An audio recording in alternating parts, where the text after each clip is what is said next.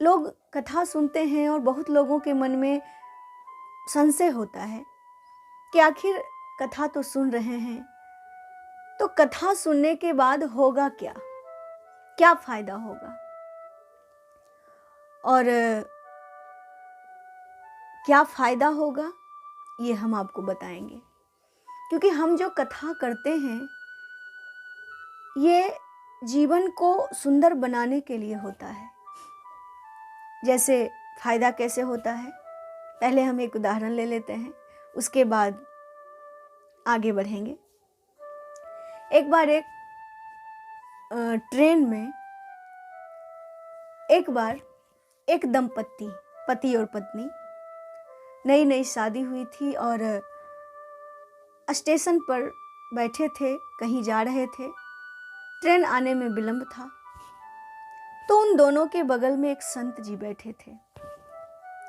संत जी अपने झोले से एक रामायण की पुस्तक निकाले और गाड़ी आने में विलंब है तो समय का क्या करना, ऐसे बैठ के थोड़ा पढ़ लेते हैं। ऐसा सोच के संत जी पढ़ने लगे रामायण। और रामायण पढ़ते पढ़ते जब उन दोनों नए दंपतियों ने इन्हें देखा तो पति ने कहा कि देखो ये लोग पागल हो गए हैं, क्या जरूरत है, आज से इतने वर्ष पहले राम जी धरती पर आए और चले गए, फिर उनके जीवन के बारे में पढ़ना ये कहाँ का ज्ञान है, क्या फायदा है इनको पढ़ने से।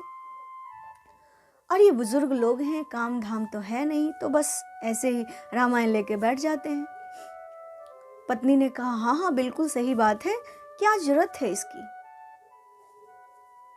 संत जी कुछ नहीं बोले, पढ़ते रहे। पढ़ते पढ़ते गाड़ी आने वाली है, आवाज आ गया। उन्होंने अपने पुस्तक को बंद किया और झोले में रख लिया। कुछ देर के बाद ट्रेन आई, महात्मा जी चढ़ गए। ये पति पत्नी कहीं घूमने जा रहे थे और सामान थोड़ा ज्यादा था, तो पति सामान चढ़ा रहा था, पत्नी नीचे थी और भीड़ भी ज्यादा ट्रेन में है। तो चढ़ते चढ़ते अचानक गाड़ी खुल गई, पति ट्रेन में और पत्नी नीचे रह गई।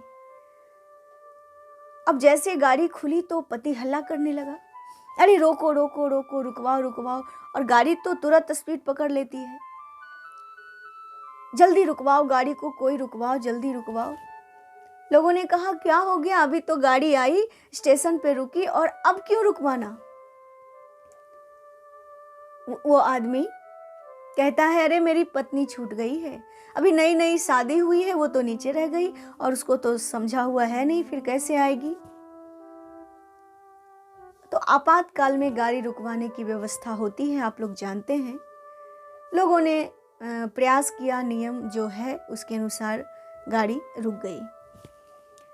पत्नी को ऊपर चढ़ाया, अभी ज्यादा दूर गाड़ी नहीं गई थी, पत्नी दौड़ रही थी, चढ़ गई, आराम से ऊपर आ गई और हांफते हुए, लंबा लंबा सांस लेते हुए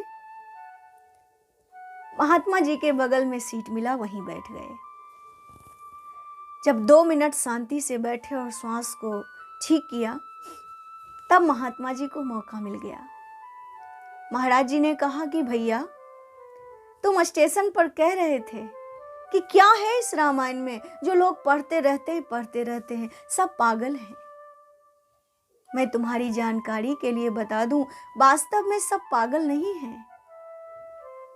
अगर तुमने रामायण पढ़ा होता तो तुम्हें ज्ञान होता कि भगवान श्री राम जब केवट के नाव पर चढ़े थे तो पहले सीता जी को चढ़ाया था, तब अपने चढ़े थे। लेकिन तुमने तो सीता जी को नीचे ही छोड़ दिया, पहले अपने चढ़ गए और सामान भी चढ़ा लिया।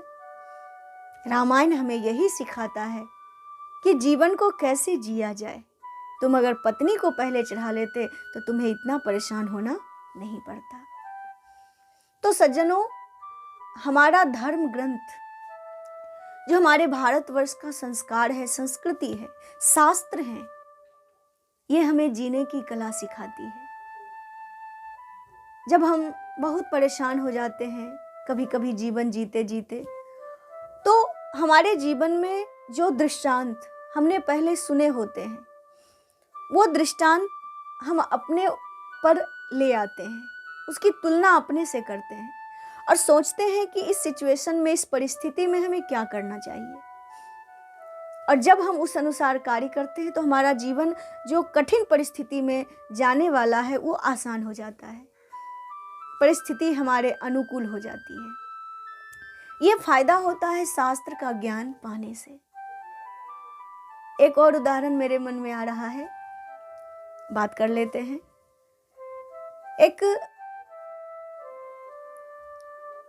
जब जैसे कभी कभी हम समाज में जीते हैं तो हमारे आसपास बहुत लोग होते हैं, हमें कभी कभी ऐसे प्रतिकूल शब्द सुनने को मिलते हैं, जैसे कोई निंदा कर रहा है, कोई आपके बारे में बुरा भला कह रहा है, तो मन कहता है कि उनको जवाब दें, कुछ लड़ें, मतलब कि जवाब दे के उन्होंने हमारे बारे में ऐसे क्यों कहा, मन कहता है। और अधिकतर लोगों को तो हम समाज में देखते हैं कि फलाने ने हमारे बारे में ऐसा कह दिया, तो ऐसा क्यों कहा, हम उनसे पूछेंगे और थोड़ा माहौल ज़्यादा बिगड़ जाता है। लेकिन अगर हमें आध्यात्मिक ज्ञान हो, अगर हमें धार्मिक ज्ञान हो, तो उस स्थिति में हम क्या करते हैं, तो हम उस परिस्थिति को कैसे अपने अनुकूल बनाते हैं। जैसे हमें एक दृष्टांत याद आया कि एक बार एक संत थे, तो संत जी का एक शिष्य था। उन्होंने अपने शिष्य को समझाया कि बेटा, कोई तुम्हें कैसा भी बुरा भला कहे, लेकिन उस क्षण उसे जवाब मत देना, उसको उसके हाल पर छोड़ देना, वो तुम्हें जो कहता है सुन लेना, और अगर तुम जवाब नहीं दोगे तो तुम्हारे बदले भगवान जवाब देंगे, और वो जब जवाब देंगे तो वो लाजवाब होगा, फिर उसका कोई उल्टा जवाब दे नहीं सकता है।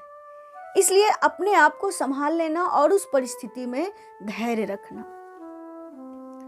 उसने कहा कि ठीक है गुरुजी, संत का तो यही लक्षण है और मैं इसी के अनुसार चलूंगा। वो गुरुजी के बात को मन में गांठ बांध के रख लिया। संजोग से एक बार नदी पार कर रहा था और बड़ी सी नौका थी, नौका में बहुत सारे लोग थे। एक आदमी था जो राजा के यहाँ सिपाही था, लेकिन थोड़ा उच्छृंखल विचार का था। सो सिपाही ने क्या किया, घोड़े पर अपने बैठा था और घोड़ा सहित नाव पर चढ़ा लिया। उसको उतर जाना चाहिए था, नाव कभी भी डगमगा सकता है, लेकिन विचार में उच्छृंखलता के कारण वो सही निर्णय नहीं ले पाया और घोड़ा पर अपने बैठा है और घोड़े को नाव पर ले आया। आदमी तो बहुत थे, लेकिन ये जो घोड़ा बैठा है उसका पिछला पैर उसी महात्मा के बगल में है और घोड़ा बार बार पैर को उठाता है तो इनको कष्ट होता है, पूंछ हिलाता है तो इनको कष्ट होता है, लेकिन ये कुछ नहीं बोलते। घोड़ा जब पैर उठाता है तो सैनिक सोचता है कि जरूर यही आदमी घोड़े को कुछ कर रहा है, सो घोड़ा पैर को उछालता है। सो सैनिक ने इन्हें कुछ अपशब्द कहे, लेकिन इन्हें गुरुजी के बात याद थे, उन्होंने कुछ नहीं बोला, चुपचाप बैठे रहे। फिर सैनिक ने फिर अपशब्द कहा, इन्होंने फिर भी नहीं बोला। जब घोड़ा 3-4 बार पैर को उछला रहा था, उसे नाव में कष्ट हो रहा था, इसलिए पैर को ऊंचा कर रहा था। कभी कभी इन्हें दुलती भी मार देता था, लेकिन फिर भी ये कष्ट सह के कुछ नहीं बोल रहे थे। तो सिपाही जब 3-4 बार घोड़े की ऐसी स्थिति को देखा तो उसने चाबुक निकाला और इनको एक चाबुक मार दिया। जैसे मारा, इन्होंने कुछ नहीं बोला। अभी नौका थोड़े दूर ही बीच नदी में पहुंची कि घोड़ा अचानक उछल पड़ा और सैनिक को लेके पानी में डूब गया। धारा में घोड़ा और सैनिक दोनों बह गए। घोड़ा तो मरा ही, सैनिक को लेके मरा। ये कुछ नहीं बोले, बस देखते रहे। याद आ गया गुरुदेव ने कहा था, जब तुम जवाब नहीं दोगे तो तुम्हारे बदले भगवान जवाब देंगे। और भगवान ने दिया। ये खुश हो गए और गुरुदेव के सामने आए, फिर ये कहानी सुनाई कि ऐसी परिस्थिति हो गई थी गुरुदेव, आपके कारण ही मैं कुछ नहीं बोल पाया। तो उनके गुरुजी ने कहा कि बेटा तुमने गलती की, उस समय तुम्हें जवाब देना चाहिए था। अगर तुम उसे कुछ अपशब्द कह देते, जवाब दे देते, तो उसे मरना नहीं पड़ता।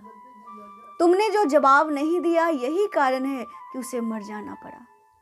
कहा गुरुदेव आपने ही तो बताया था। कहा हाँ बताया था, लेकिन अगर तुम जवाब दे देते तो उसका फायदा हो जाता, उसको बस जवाब ही मिलता, लेकिन तुमने नहीं दिया, उसको मरना पड़ा। तो ये होता है किसी के बात को सुन के चुप रह जाने का प्रभाव। तो जब हमारे समाज में परिस्थिति ऐसी आती है, जब हम कोई गलत काम नहीं करते हैं, और कुछ लोग दुष्ट प्रवृत्ति के होते हैं, आप रामचरितमानस में पढ़े हैं, जो दुष्ट होते हैं वो झूठ ही बोलते हैं, क्योंकि झूठ नहीं बोलेंगे तो उन पर विश्वास कौन करेगा। तो वो विश्वास दिलाने के लिए झूठ बोलते हैं। और समाज भी, कबीरदास जी ने कहा संतों देखत जग बौराना, साँच कहे तो मारन धावे, झूठे जग पतियाना। तो दुनिया के लोग तो झूठ में ही पतिया जाते हैं। तो दुष्ट आपकी छवि बिगाड़ने के लिए आप पर झूठ झूठ आरोप लगाते हैं, लेकिन आप जब धार्मिक भावना वाले लोग हैं, अध्यात्म को जानते हैं, तो उस स्थिति में आपको ये दृष्टांत याद आ जाता है कि हमें नहीं बोलना है। अगर हमने बोल दिया तो बस हमारा जवाब मिला, काम खत्म। अगर हमने नहीं बोला तो उसको ऐसा करारा जवाब भगवान देंगे जो असहनीय होगा। तो हमारी जो उस समय की समस्या है उसका समाधान हो गया। हम चुप रह गए, भगवान पर छोड़ दिए। और अगर हम नहीं जानते कि भगवान भी कुछ होते हैं, भगवान भी हमारी मदद करते हैं, तो हम उसमें उलझ जाते और हमारा 2-4 दिन, 10 दिन, 20 दिन का समय चला जाता। क्योंकि एक बार जिससे बैर हो जाता है, मन में उसके बैर बार बार याद आते रहते हैं और अपना मन तो अशांत होता ही है। तो इसलिए मन की शांति के लिए यह भी एक बहुत अच्छा उपाय है। तो धर्म को जानने से, सुंदर सुंदर दृष्टांतों का ज्ञान होने से हमें अपने जीवन में समस्याओं के समय उसका समाधान करने का रास्ता मिल जाता है। नहीं तो हमारे अपने जीवन में वो घटना घटे तो हम उसमें कैसे समाधान करेंगे। और हम करते हैं अपने जीवन में अनुभव, और हम चाहते हैं कि हम जैसे शांति से जीते हैं तो आपके हृदय में भी शांति हो जाए, क्योंकि सब जगह तो क्रांति फैली है। इस क्रांतिपूर्ण वातावरण में जो शांत चित्त शांति से जीवन जी लिया, उसे श्रेष्ठ कौन होगा। तो हमारी जो अंदर की शांति है आप तक भी पहुंचे। इसीलिए हम कथा के द्वारा, दृष्टांतों के द्वारा, शास्त्र के द्वारा आपको बताते हैं। और हमारा यही प्रयास है कि समाज में कुछ लोग पर ही प्रभाव पड़े तो हमें बहुत अच्छा लगेगा, आपका जीवन भी आनंदमय हो जाएगा। इसीलिए कथा कहते हैं। तो इसी तरह से हमें सुनते रहिए और आनंद पाते रहिए। जय सिया राम।